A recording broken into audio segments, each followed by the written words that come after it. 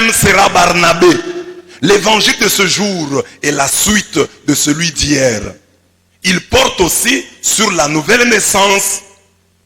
Dans cette péricope d'aujourd'hui, le Seigneur dit à Nicodème, ne t'étonne pas que je t'ai dit, il faut que vous naissiez de nouveau. Et Nicodème s'étonne. Ah, Jésus lui dit, mais tu es maître en Israël, tu enseignes en Israël, mais tu ignores ces choses.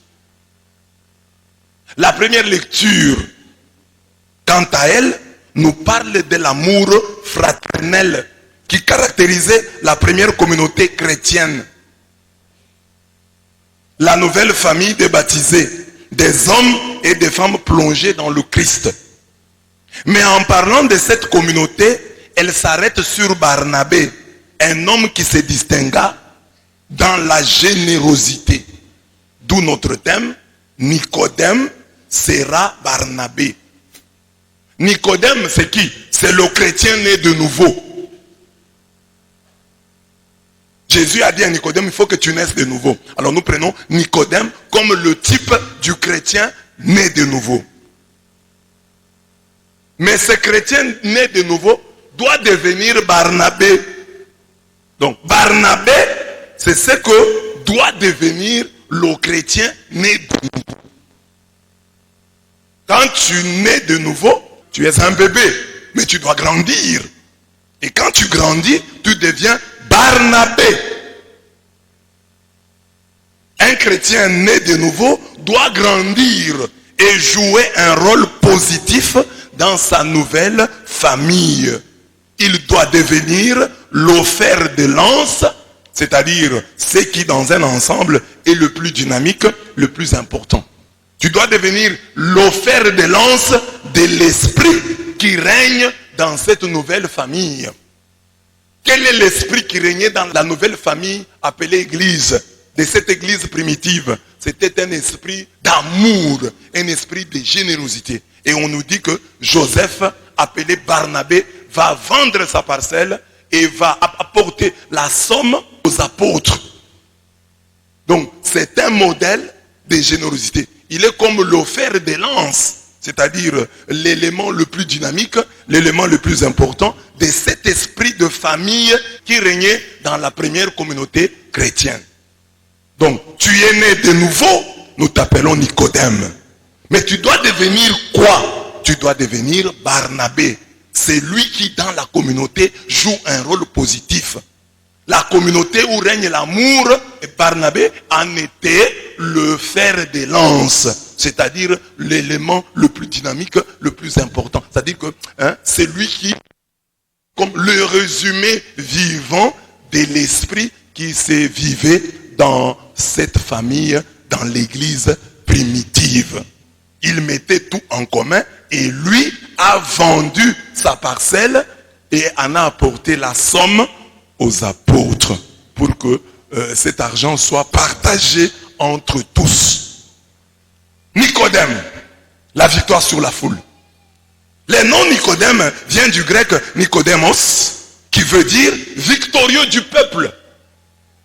En ce sens, Nicodème et Nicolas sont des synonymes. Nicodème est un des premiers disciples de Jésus.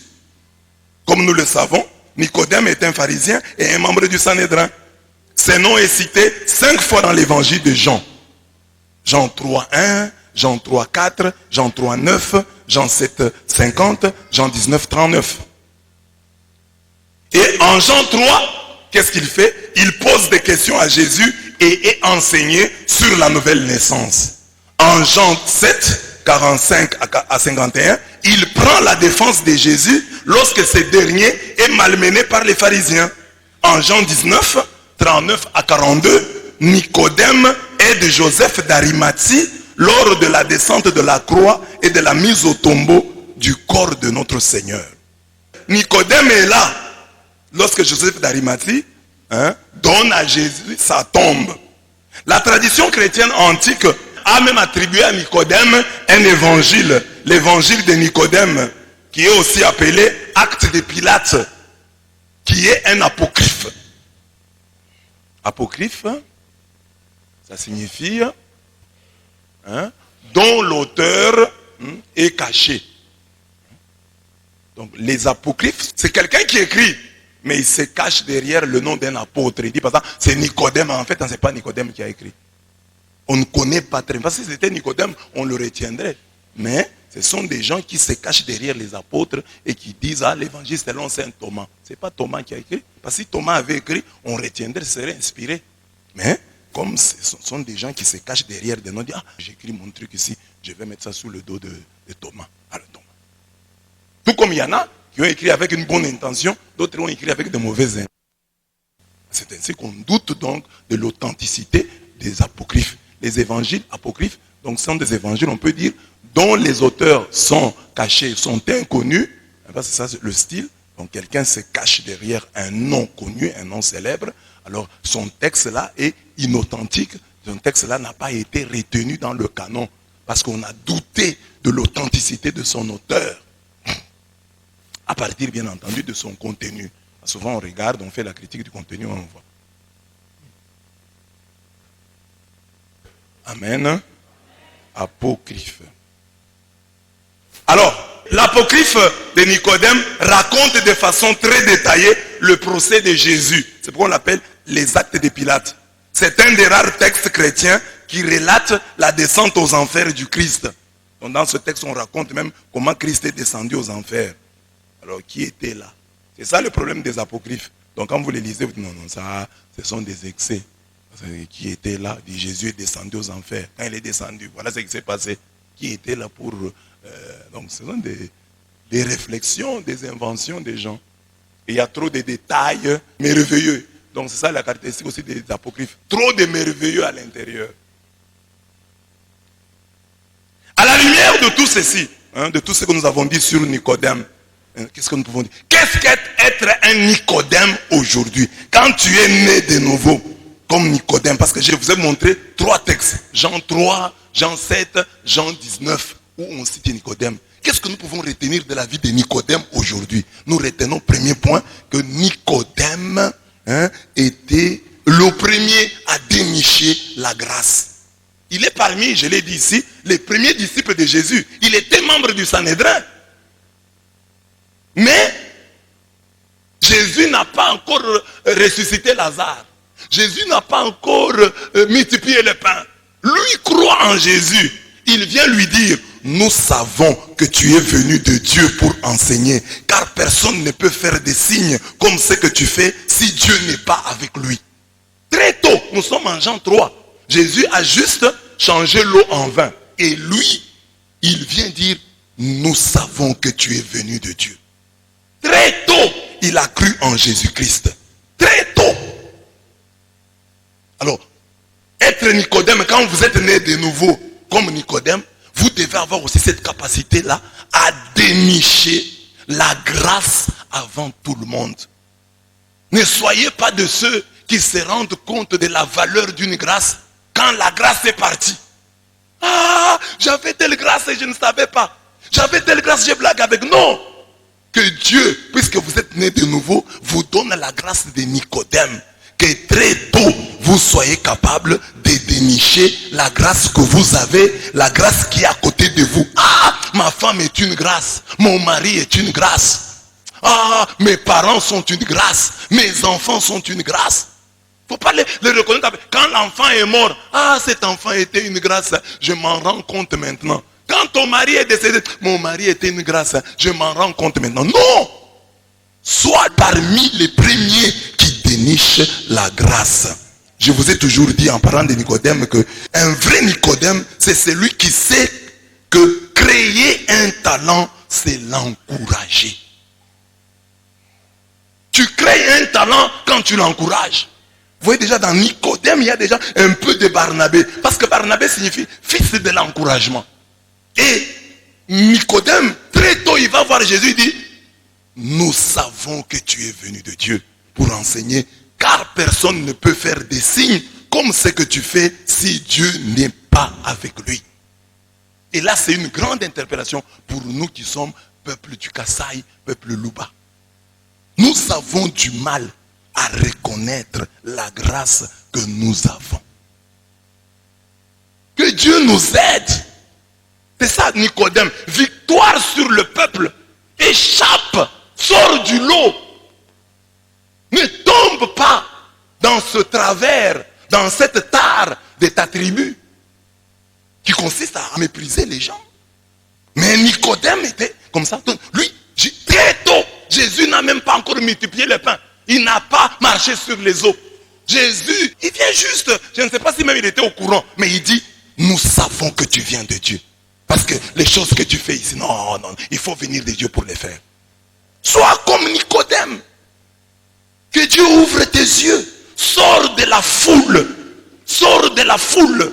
Nicodème signifie victorieux du peuple. C'est lui qui sort du lot. Sors de cette foule. Nicodème est une victoire sur le peuple, sur la foule. Il n'est pas comme les autres. Il sort du lot. Il se distingue de la foule. Sa femme devait avoir ce beau mot sur lui. Comme le pommier parmi les arbres d'un verger, ainsi mon bien-aimé parmi les jeunes hommes. Cantique des Cantiques 2, 3. Voilà. Donc Nicodème sort du lot. Sors aussi du lot. Sois attentif. Quand tu vois un talent, encourage-le. Encourage-le. Sois l'avocat des causes perdues. Quand on accuse Jésus, alors que la cause est déjà entendue, ils ont décidé de le condamner. Nicodème intervient et dit non, est-ce que notre loi nous permettait d'accuser quelqu'un sans l'avoir écouté? Et les gens disent non, mais toi, tu dois être de Galilée, pourquoi tu défends Jésus? Donc, lui défendait, alors que tout le monde avait condamné Jésus, lui dit non, non, non, non, non. Est-ce que vous l'avez écouté? Vous le condamnez comme ça. Est-ce que vous l'avez écouté? Quand un homme est né de nouveau, il a ces réflexes-là.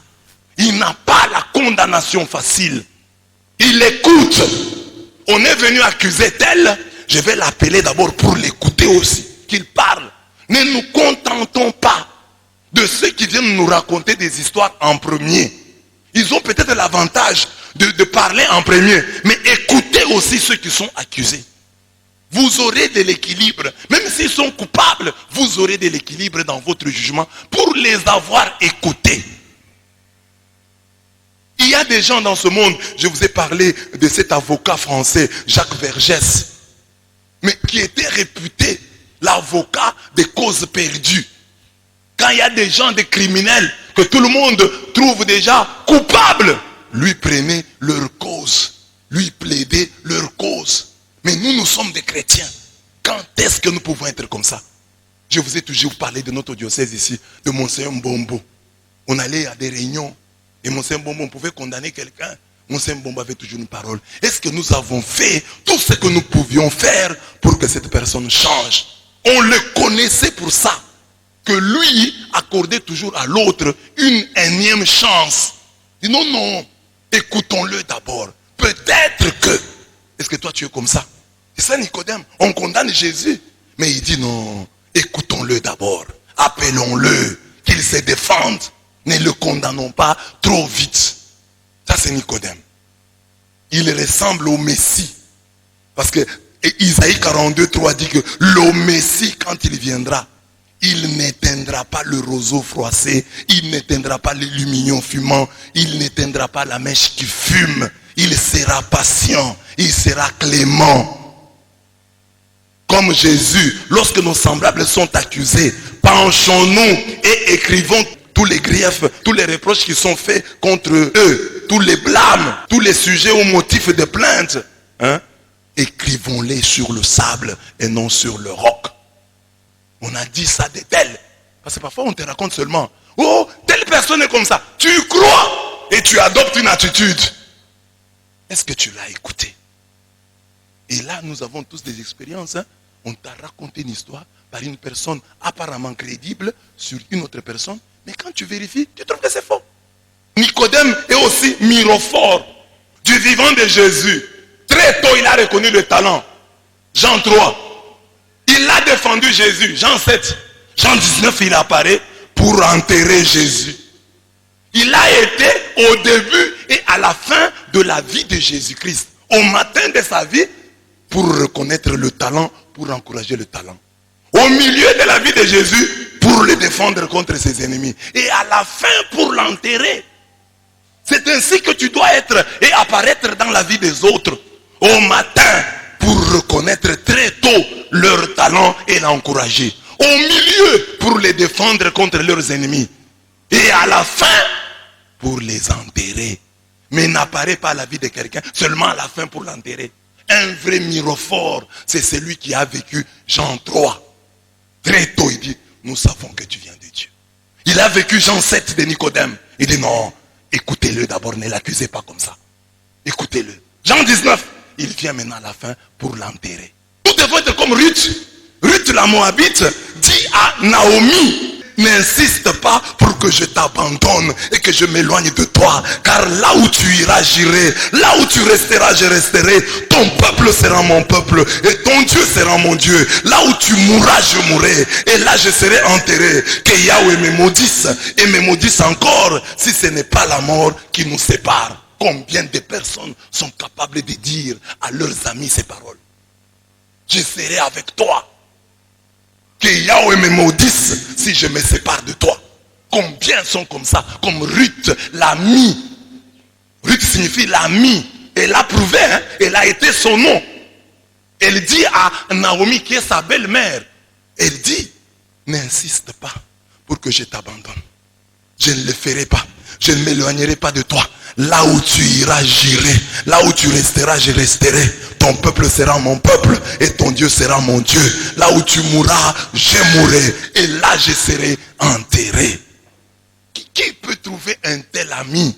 Déjà Nicodème, né de nouveau, il a déjà des enseignements en lui-même. Jean 3, reconnaît le talent, encourage-le. Jean 7, défend celui qui est accusé injustement. Dit à ceux qui l'accusent, appelons-le et écoutons-le. Jean 19, enterrons bien nos morts.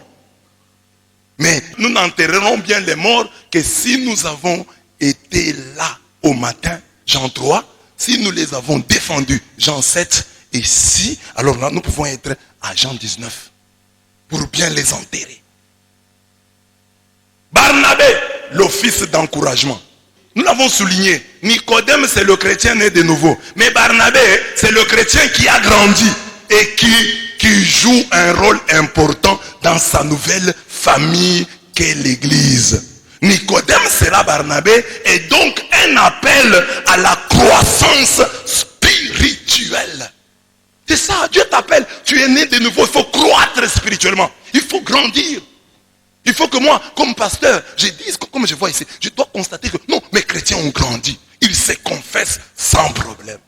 Ils ont déjà compris ce que c'est que servir Dieu, ce que c'est que la volonté de Dieu. Il y a un événement qui t'empêche de faire quelque chose. Dis-toi peut-être que c'est Dieu. Comme ça grandir dans la foi. Savoir cette lecture spirituelle des événements. Tu viens à la communion, on donne le corps du Christ, on donne le corps du Christ, on donne le corps du Christ. Toi tu arrives, le corps du Christ épuisé. Ne te fâche pas contre l'église. Oh, c'est des organisations. Il devait prévoir. Non. Comment ça se termine seulement quand toi tu viens? Pourquoi tu ne peux pas te demander? Peut-être que Dieu me dit, tu ne te confesses pas. Ou bien on veut te donner la communion tombe.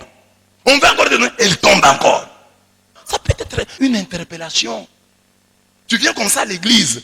Tu es prêt, oh je me suis préparé pour chanter. C'est moi qui vais chanter aujourd'hui. Tu arrives aujourd'hui, tu es suspendu. C'est Dieu. Pourquoi tu ne peux pas dire, c'est Dieu qui fait ça? Tu devais lire. On dit non, non, tu ne lis pas.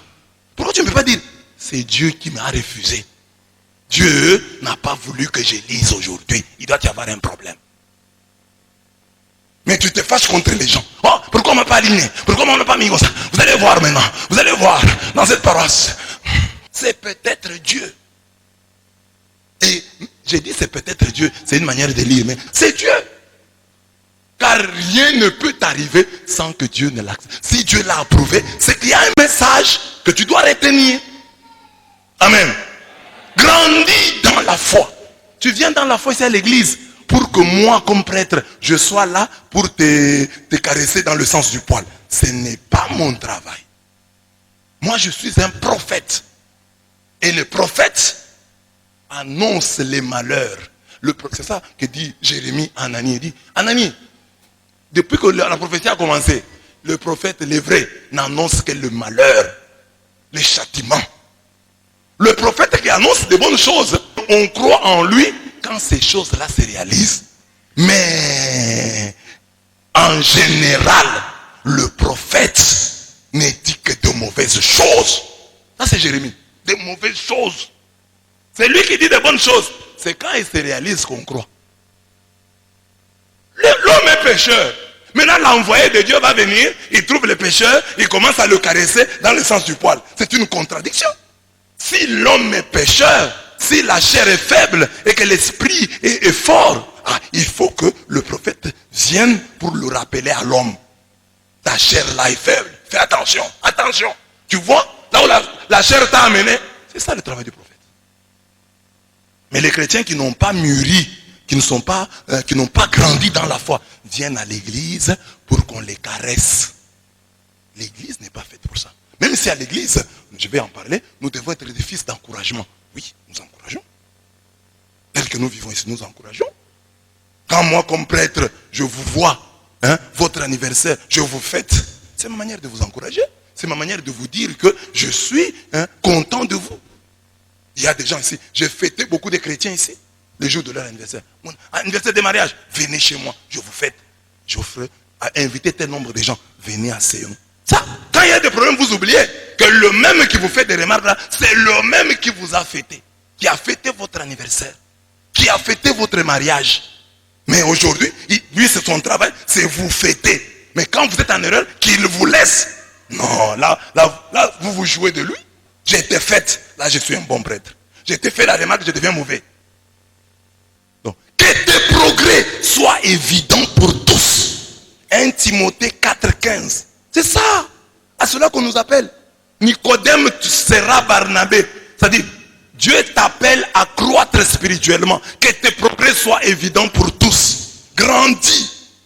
Des textes célèbres peuvent nous aider à grandir dans la foi. Renoncez donc à tout ce qui est méchanceté, tromperie, ou qui n'est pas sincère. Laissez là l'envie et les méfiances. Et comme des nouveau-nés, recherchez ce lait authentique de la parole. Elle vous fera, la parole, elle vous fera grandir et vous mènera à la plénitude. 1 Pierre 2, 1 à 2. Il faut que comme chrétien tu regardes, ça c'était mon ancienne vie. Quand tu regardes quelqu'un réagir d'une certaine manière à l'église, nous étions aussi comme ça. Nous étions comme ça. C'est comme ça que j'étais. En tout cas, j'ai grandi. C'est ça.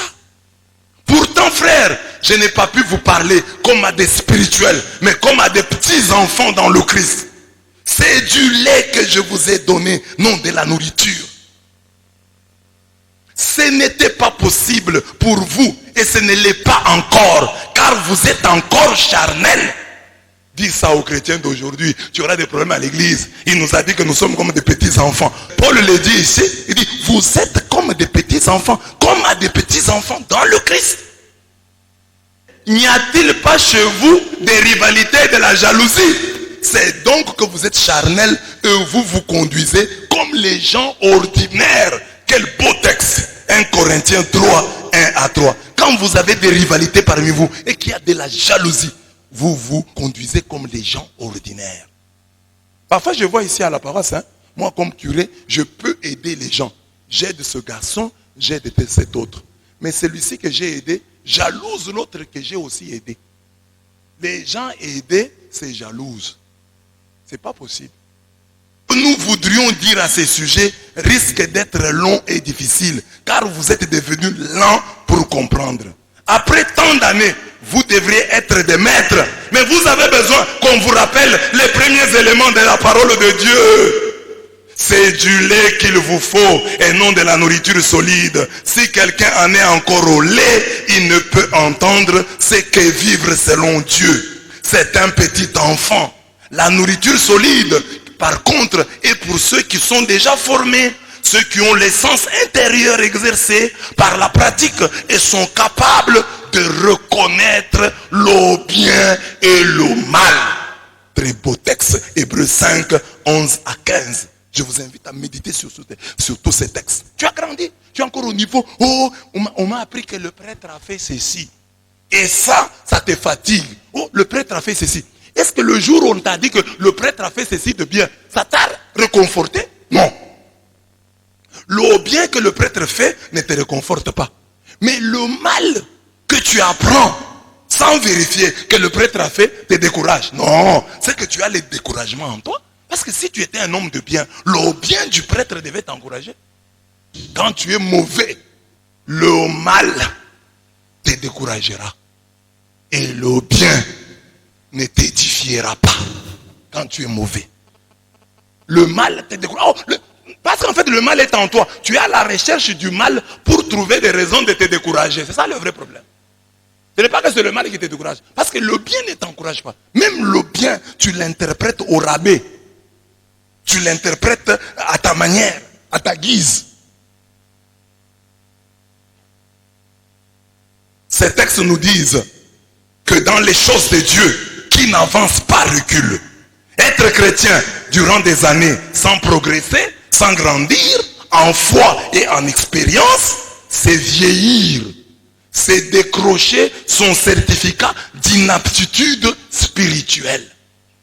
Quand tu ne grandis pas, c'est la preuve que tu es inapte spirituellement. Tu as fait autant d'années. Tu ne vois pas que tu progresses. Tu pleurais, tu continues à pleurer. Tu t'es lamenté, tu continues à te lamenter. Tu étais si fragile, tu l'es encore. Et tu le deviens encore davantage. Alors, à quoi ça sert de demeurer chrétien si tu ne grandis pas? Qui n'avance pas recule. Tu étais Nicodème, deviens Barnabé. Vis ton nom, Barnabé. Le vrai nom de Barnabé, c'est Joseph. Joseph, c'est d'abord un homme d'attente, un homme d'espérance. C'est ce qu'indique son nom. En effet, Joseph est un nom propre, venant de l'hébreu Yoshefia, et qui signifie Dieu accroîtra ma descendance. Dieu ajoutera. Que Dieu ajoute un autre fils. Genèse 30, 24. Dieu va ajouter. C'est ça, Joseph. Alors, vivre ton nom, c'est comprendre que toi aussi, ton nom caché peut être Joseph. Ça veut dire Dieu ajoutera. Sois aussi un homme d'attente, un homme d'espérance. J'ai ceci, Dieu ajoutera. J'ai un enfant, Dieu ajoutera. J'ai une voiture, Dieu ajoutera. J'ai une maison, Dieu ajoutera. J'ai un diplôme, Dieu ajoutera. J'ai une force, Dieu ajoutera. J'ai ceci, Dieu ajoutera. C'est ça, Joseph. Dieu ajoutera. Dieu ajoutera. Amen. Dis à ton voisin, Dieu ajoutera. Ça ne se terminera pas ainsi. Dieu ajoutera. Et Joseph, c'est l'homme aussi des songes, l'homme des révélations. Le Joseph, le fils de Jacob, il a fait un rêve d'élévation qui s'est accompli. Il rêvait, il dit, il me paraissait que nous étions alliés des gerbes dans les champs. Et voici que ma gerbe se dressa et qu'elle se tint debout. Et vos gerbes l'entourèrent et elles se prosternèrent devant ma gerbe. Genèse 37, 7. J'ai encore fait un rêve. Il me paraissait que le soleil, la lune et les 11 étoiles se prosternaient devant moi. Genèse 39, 7. Il a eu des songes d'élévation. Le deuxième Joseph, c'est le père putatif de Jésus. Dieu aussi lui a parlé par des songes. Et voici que l'ange du Seigneur lui apparut en songe. Matthieu 1, 20. Après le départ des mages, voici que l'ange du Seigneur apparaît en songe à Joseph et lui dit, lève-toi, prends avec toi l'enfant et sa mère et fuis en Égypte. Reste-y jusqu'à nouvel ordre, car Hérode va rechercher l'enfant pour le faire périr. Ça c'est Joseph. Matthieu 2, 13. Après la mort d'Hérode, l'ange du Seigneur apparaît en songe à Joseph en Égypte et lui dit, lève-toi, prends avec toi l'enfant et sa mère et mets-toi en route pour la terre d'Israël. En effet, ils sont morts, ceux qui en voulaient à la vie de l'enfant. Matthieu 2, 19 à 20. On le voit, les deux Joseph nous apprennent une vérité de taille. Quand il n'y a pas de révélation, le peuple est sans frein. Proverbe 29, 18. Donc, Joseph nous apprend que vivre le nom de Joseph, ceux qui sont Joseph, ou ceux qui veulent vivre l'esprit caché dans le nom de Joseph, Dieu leur dit ce matin, Joseph c'est celui qui, grâce à la révélation, croit que Dieu ajoutera toujours quelque chose à son bonheur. C'est ça Joseph, que la révélation te dise, parce que Dieu te parle. Joseph c'est l'homme à qui Dieu parle. Et quand Dieu te parle, il te dit quoi? j'ajouterai. J'ajouterai. J'ajouterai. Il faut croire que Dieu va ajouter. À ton bonheur, il ajoutera quelque chose. Que ce matin, il ajoute quelque chose à ton bonheur. Que ce matin, il ajoute quelque chose à ta joie. Que ce matin, il ajoute quelque chose à ta paix. Il ajoutera. Il ajoutera. C'est ça, Joseph. Il ajoutera. Tu as ceci, il ajoutera. Vis ton nom. Vis ton nom. Et là, c'est aussi une interpellation pour chacun de nous. Car nous avons des noms, nous avons des prénoms. Nous devons les vivre. Il y a des gens, tu t'appelles Emmanuel. Emmanuel signifie Dieu avec nous. Mais toi, tu es Satan avec nous. Alors que tu t'appelles Emmanuel. Dès que tu as fait ça, oh, qui a créé le désordre? C'est Emmanuel. Ah, c'est Emmanuel qui a créé le désordre. Hein? Mais Emmanuel signifie Dieu avec nous. Mais cet Emmanuel, lui, nous amène le diable. Tu t'appelles Marie, mais tu es impudique. On dit, oh, on a engrossé Marie. C'est pas normal. Oh, Marie se prostitue. Tu n'es pas ton nom. Marie doit être sainte. Marie doit être pure. Marie. Tu t'appelles Joseph, mais tu n'es pas chef. À Joseph, Dieu ajoute. Joseph va de l'avant. Il est vice-roi d'Égypte. Joseph doit être chef. Tu t'appelles Madeleine, Mado. Mais ton cœur s'endurcit dans l'impudicité, dans la luxure. Mado, on sait que Mado était prostituée. Mais Mado s'est converti. Mais toi, tu es Mado et tu restes impudique. Prostituée. Tu t'appelles Dorcas, mais tu n'es pas généreuse. La Dorcas de la Bible était généreuse. Elle distribuait des habits aux veuves. Oh, je m'appelle Dorcas. Mais le repas, tu ne partages pas. Tu manges seul dans la chambre. Pour voir le repas de chez toi, il faut faire un jeûne pour manger chez toi. Mais tu t'appelles Dorcas. Tu t'appelles Ruth, mais tu es une lâcheuse.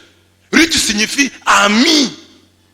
Et Ruth, nous venons de voir, elle dit à Naomi, je ne te lâcherai pas, je ne t'abandonnerai pas. Mais toi, tu es une Ruth, tu abandonnes facilement. Pour un rien, j'abandonne. Pour un rien, je les mets sur la liste noire. Pour un rien, lui, il ne va pas me parler. Pour un rien, je vais me tuer. Pour un rien, je vais tirer sur lui, tirer sur la femme et me tirer sur moi-même. Tu n'es pas ton nom. Ruth, c'est l'ami qui ne lâche pas, qui n'est pas lâche. Tu es innocent, mais tu es coupable. Un innocent voleur.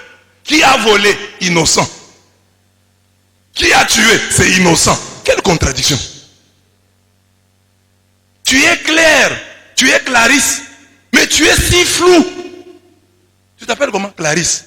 Mais tu es flou, à la maison on ne te voit pas clair, hein, tu rentres à des heures tardives, on ne sait pas ce que tu fais avec ton téléphone.